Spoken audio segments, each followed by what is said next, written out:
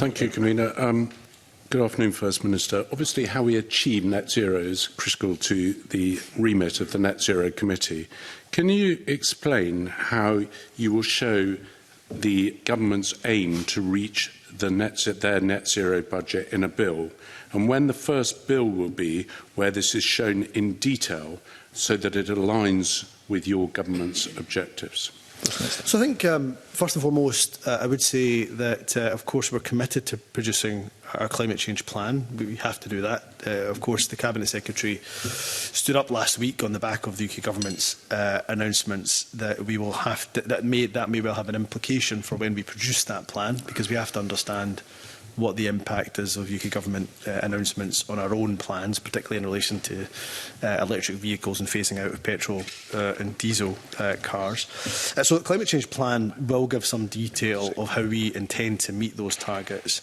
In terms of future budgets, of course, in our budget at the end of this year, the Cabinet Secretary for Finance will make it really clear how we intend to invest in our net zero commitments that will help us to achieve our net zero targets.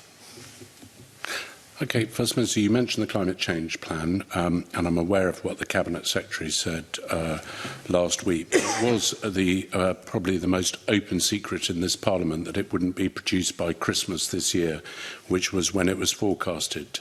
So my question to you is, when will it be produced, and will it be produced in time to allow the Climate Change Committee to have full sight of it before they do their annual report to this Parliament?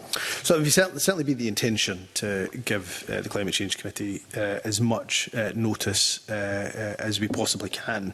I don't think it was inevitable that it was going to be delayed. It's not my reading of the situation. I can see Edward Mountain has a different view of that. But I mean, in all seriousness, we have to understand the implications, particularly around the phasing out of petrol and diesel vehicles. I think Edward Mountain would accept that if the UK government has a different position, then what does that mean for example, the Internal Markets Act? What does it mean, for example, for those who may purchase a car from down south and therefore but use it in Scotland?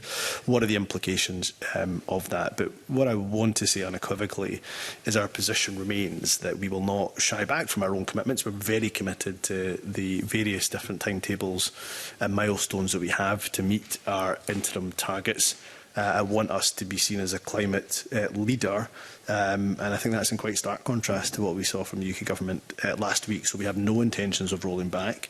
I think the committee that Edward Mountain chairs does a very good job of holding the Scottish Government to account in relation to the fact that we haven't met those targets recently and narrowly missed the last set of targets that came out. So there is a job for all of us to do in ensuring that Scotland continues to show that level of leadership. Thank you.